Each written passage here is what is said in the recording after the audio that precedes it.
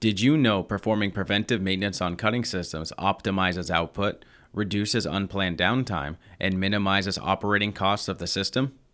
That's why Hypertherm is proud to announce SmartLog, a digital tool making it easier than ever to keep track of your XPR preventive maintenance tasks. With SmartLog, customers with a Hypertherm XPR power supply can set up contacts to receive email or text notifications when maintenance items are coming due and keep digital records of completed tasks.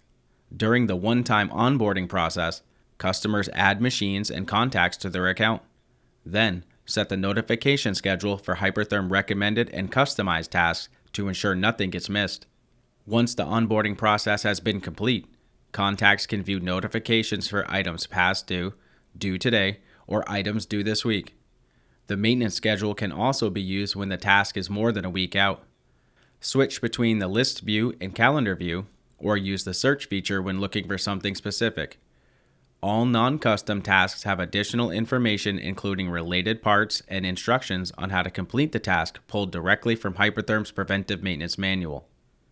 When preventive maintenance tasks have been complete, users should go to log entry to indicate which tasks have been done and to add comments or supporting photos.